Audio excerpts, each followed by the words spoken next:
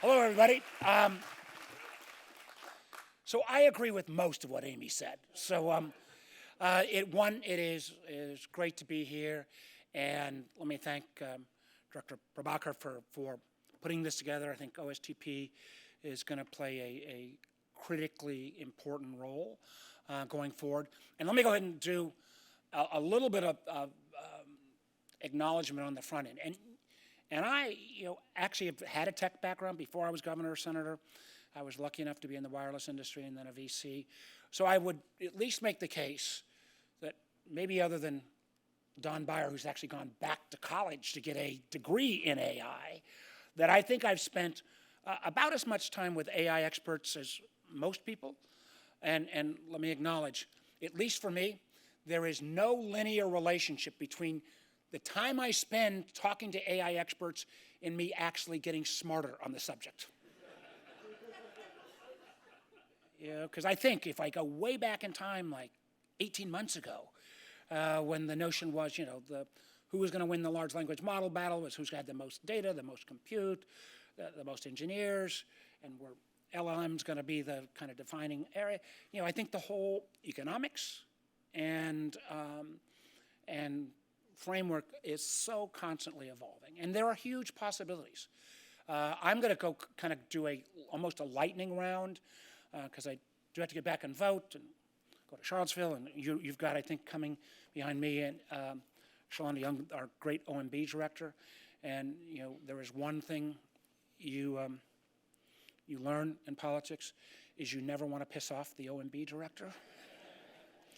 On almost any topic, and especially Sean.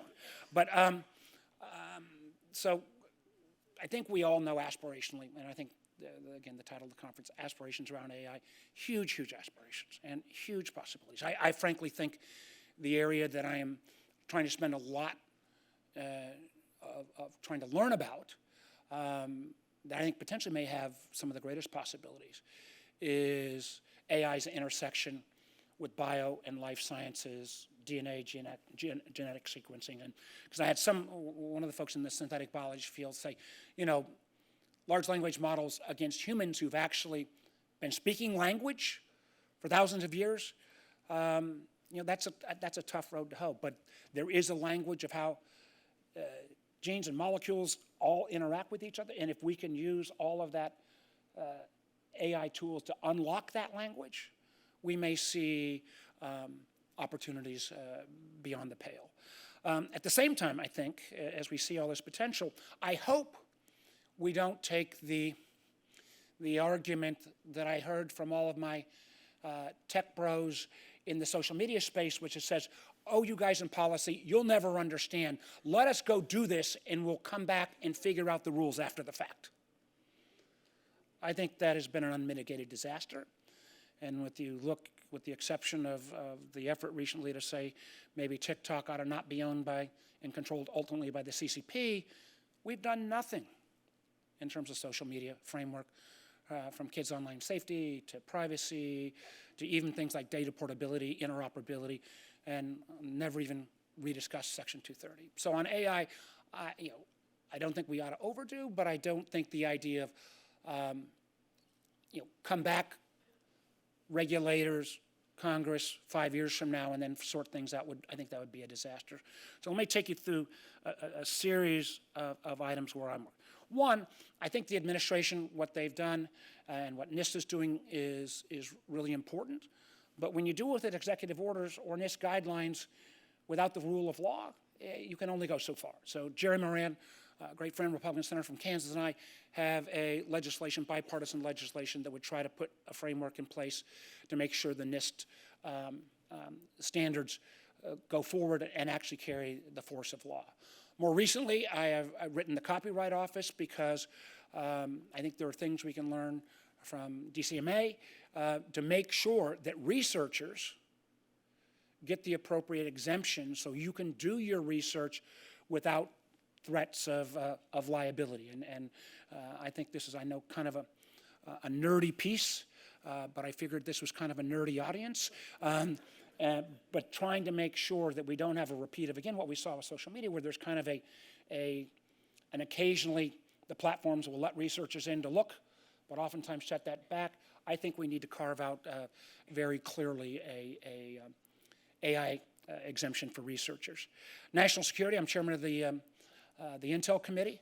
There's lots of stuff that we need to do in terms of AI and national security. And I'd love to tell you, but it's classified and I'd have to kill you.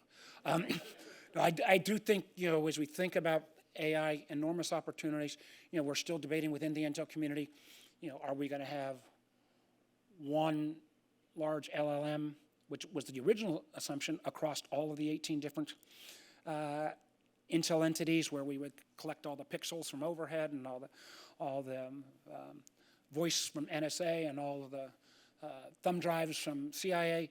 I think that has probably moved aside to where we are now almost entity by entity looking at AI on a by domain basis. I think that debate is still open, but clearly as we think about AI and national security, with the challenges that remain around hallucination, we've got to make sure we do extensive testing in a way that this doesn't comply. Matter of fact, there is even, and this is not classified, so I can talk about this.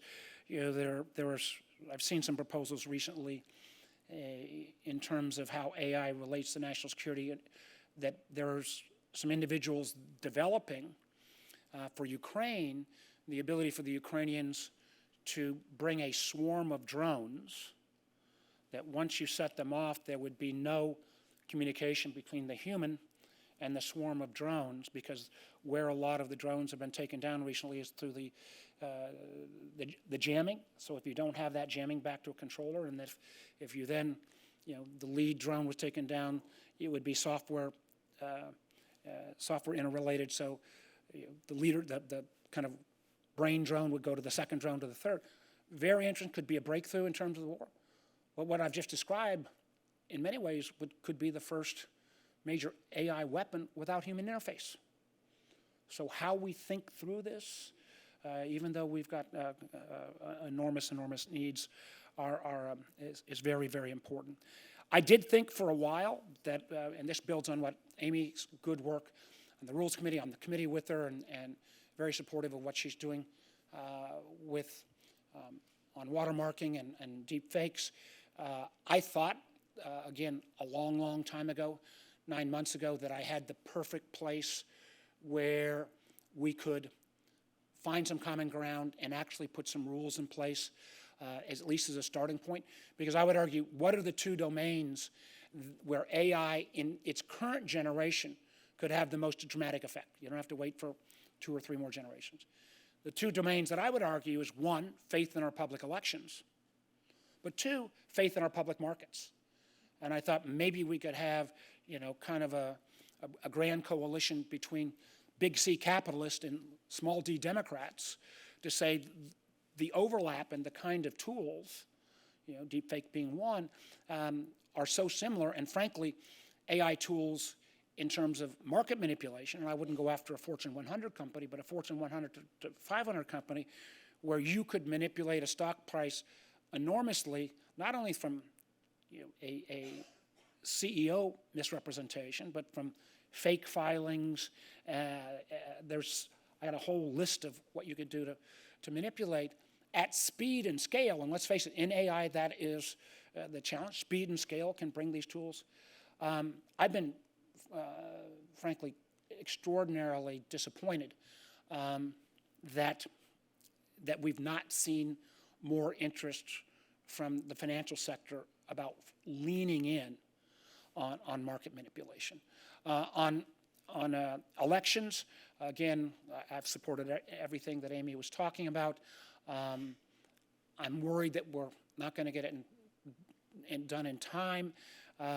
So one of the things that I did help put together was at the Munich Security Conference this year, we brought 21 of the largest tech companies that have AI tools, and this included all the traditional social media companies, including Twitter and TikTok or ByteDance, and it included OpenAI and all of the Anthropic and all of the newer entities, where they said they would, and this was not just for America, but they would voluntarily put in place watermarking on, political ad content, be willing to take it down and help educate. That was in February. I recently wrote all of the CEOs again and said, we're a few months later, where's the beef? And we're still getting all the responses. The good news is we saw some AI manipulation in the Indian elections, actually used more often, not as, were actually candidates who didn't speak all the Indian dialects, used their face and suddenly made them fluent in every dialect in their constituency. We didn't see as much in the EU elections as I was fearful of. We'll see the next one is obviously the British elections. But I can assure you, in many ways, particularly because of AI, we're seeing potentially greater activity in terms of 2024 elections already. And this has been, and some of this has been in the public disclosure, than we even saw in 2020. 2020, I think this was higher on people's agenda. I'm afraid it's not as high right now, and candidly, a lot of Americans are much more willing to believe crazy conspiracy theories. So oftentimes foreign entities using AI tools need to simply amplify. They don't need to create the way Russia did in 2016. They simply need to amplify some of these theories, and many of our adversaries have realized, it's a lot cheaper to interfere in elections than it is to buy a tank or a submarine. And I think we need to be aware, both in terms of the number of adversaries and candidly even some of our allies who may be using AI tools. So I'm enormously concerned there. Two last points. One is, and I did get this into the Intel bill, but even this was a little bit of a challenge, and this was something that already existed in digital rights and that I think should be transported over, which is an anti-circumvention rule, so that we all know, if you've got to be showing my age, if you've got a CD and you've got IP protections around it, there were firms that would try to say how we can circumvent the protections on the device or on the CD or other tool. What I put forward was saying, for those companies, excuse me, I was the cell phone guy before I was the senator. I still can't turn it off. For those companies that would voluntarily put in place watermarking or other kind of tools to show that if content has been manipulated, there ought to be a law that says if you strip that watermark or other identity validation tool off, that ought to be a crime, or that ought to be illegal.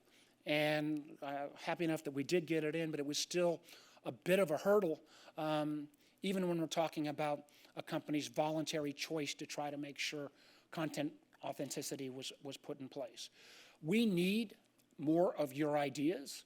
We need your input on this. Again, as a former tech guy, I believe the potential is huge, but I also believe there has been no topic that potentially holds more downside than misuse of AI. Final comment I'll make is just this, is that why I still think, and I heard a little bit of Amy's comments at the end, I still think we are the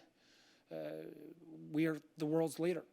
I think back now, about 4 or 5 years when Kai-Fu Lee, who put out the book, which seemed to indicate that China would potentially run the table because they had such ability to amass data, could throw an enormous amount of compute, had lots and lots of engineers.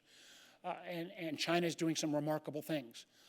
But there is no question in my mind that if you look at the top 10 companies in AI, virtually all of them are Americans.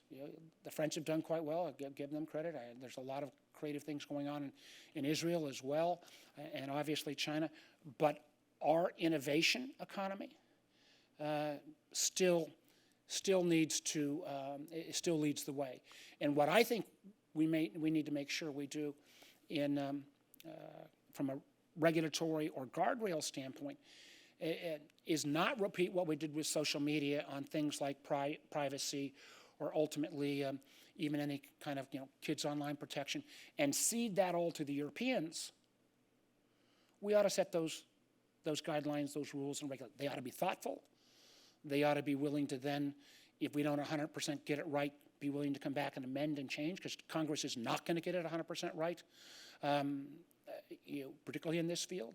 But we're going to desperately need that kind of your input, and it's one of the reasons why I think making sure that those of you who are coming from the research community can have that kind of unfettered access to some of these models without the liability provisions is something that's critically important as well. So I have huge, huge hopes and aspirations, as we all do, for AI. I think we need to go in with a healthy amount of concern about the potential downside. Again, I'll go back to my Ukraine model example of, oh my gosh, this sounds great, but are we really ready to flip the switch to a AI-driven weapon that doesn't have a human interface in effect? And these are the things we're going to need to wrestle with, and we're going to need your help and support. And again, a final shout out to OSTP for helping to convene this activity. I think at the end of the day, there were early conversations about, do you create a new entity to look at the framing around AI, or do you spread that across jurisdictional domains? I think, because of the nature of the politics at this point, even if a single AI entity is the smartest approach, I don't see it happening with our current political makeup. So that means that OSTP and NIST in particular are going to be the places where an awful lot of the thinking around this issue comes, and then we're going to have to then take that thinking and distribute it across all of the agencies of jurisdiction. So we're all in this together. We need your help. I think it is important that we maintain American leadership, and again, let's not default to we'll figure it out 5 years from now, because that will be too late. Thank you all very much. Thank you for having me.